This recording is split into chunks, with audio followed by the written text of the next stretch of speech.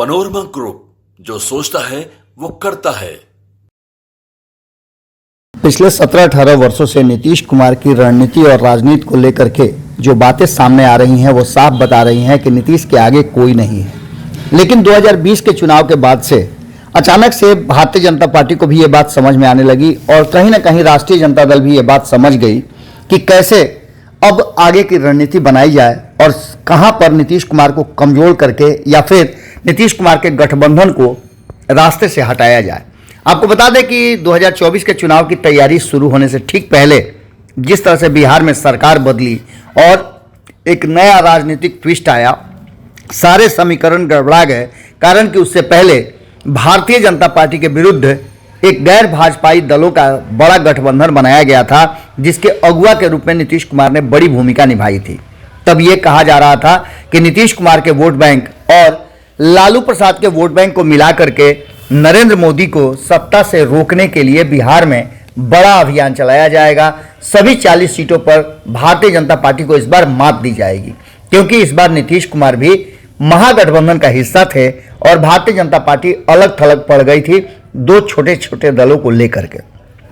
लेकिन कहानी बदली, पूरा एपिसोड बदल गया और इस बदलाव ने कहीं ना कहीं एक बात तो साफ कर दिया कि नीतीश कुमार को लेकर के जितना भारतीय जनता पार्टी आशान्वित है और ये सोच रही है कि हर बार नीतीश कुमार के रहने से ही जीत की गारंटी हो जाती है, इस बार वो होना असंभव सा लग रहा है।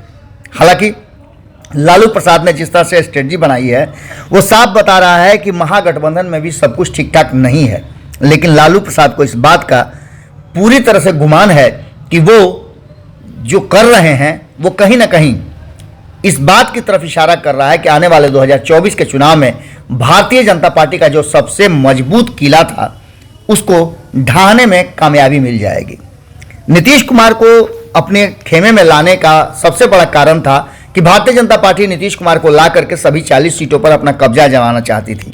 हमने आपको बताया भी कि महागठबंधन में कांग्रेस को किनारा करके जिस तरह से लालू प्रसाद सीटों का बंटवारा हुए बिना अपने उम्मीदवारों को सिंबल दे रहे हैं, इससे काफ़ी महागठबंधन के भीतर भी उठापटक मचा हुआ है। लेकिन लालू प्रसाद की स्ट्रेटजी क्या है ये समझते ही आपके दांतों तले उंगली चली जाएगी। राजद ने अपने 4 प्रत्याशियों का पहले चरण में जो चुनाव होने वाला है उसमें से 2 कुशवाहा को, 1 पासवान को और 1 रविदास को टिकट देकर के सारी स्ट्रेटजी को ही ध्वस्त कर दिया है। आपको पता है कि लौकुश समीकरण नीतीश कुमार का आत्मा है और इसी के दम पर नीतीश कुमार पिछले 17-18 सालों से बिहार में राज कर रहे हैं, गद्दी पर बैठे हुए हैं। हर हाल में उनकी सीटें कम हो या ज़्यादा हो, मुख्यमंत्री की कुर्सी उन्हीं के हाथ में होगी।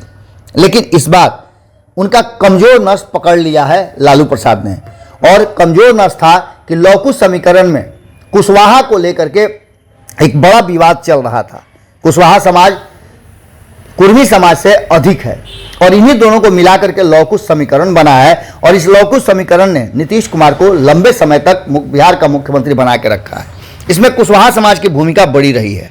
अब धीरे धीरे करके कुशवाहा समाज जब ऊपर आया तो एक तरफ भारतीय जनता पार्टी ने ये स्ट्रेटजी समझ ली थी कि नीतीश कुमार को कैसे कब्जा किया जा सकता है। जो आपने कहानी नहीं सुनी है कि जो राजा का जान जो है वो कबूतर में फंसा हुआ था, उसी तरह से नीतीश कुमार का जो जान है वो लवकुश में फंसा हुआ था। पहले कुशवाहाओं को, इस समाज को लालू प्रसाद से पहले जब भारतीय जनता पार्टी ने अपने हाथ में किया और सम्राट चौधरी को आगे किया, तो वहीं उपेंद्र कुशवाहा नीतीश कुमार से विद्रोह करके पहले ही अलग हो गए थे। यानी लौकुश वोट बैंक नीतीश कुमार से छिटक रहा था। अब तो सबसे बड़ा जो गेम किया है वो सर्जिकल स्ट्राइक की तरह लग रहा है और मैच शुरू होने से पहले ही लालू प्रसाद ने नीतीश कुमार का वो मजबूत किला जिसे लौकुश कहा जाता है उसे ढाहना शुरू कर दिया है।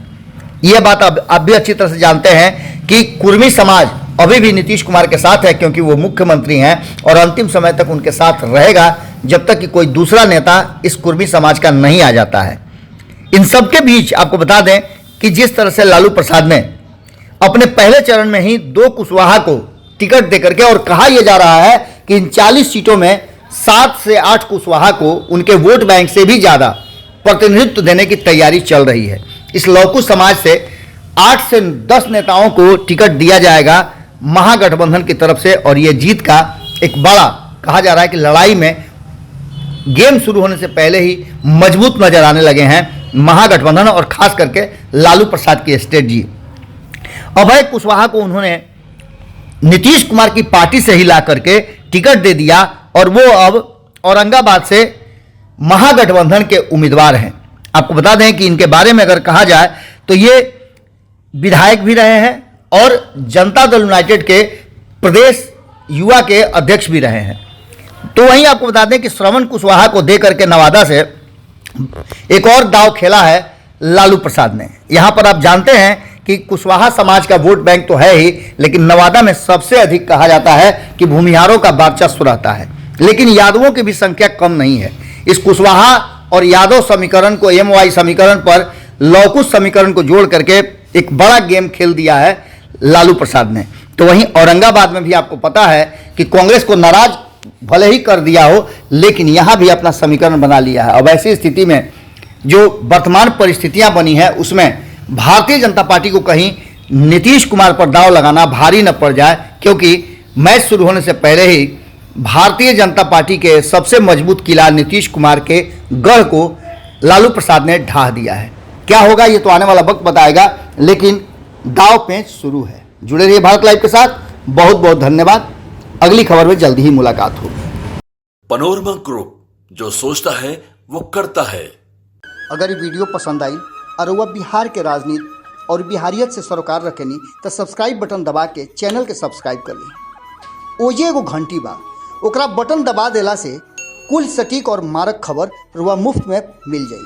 अगर रुआ पत्रकारिता के हमनी के नया प्रयोग में सहयोग कर चाहतानी तो ज्वाइन बटन दबा दी। पेटीएम नंबर नोट कर ली 9386816700। धन्यवाद।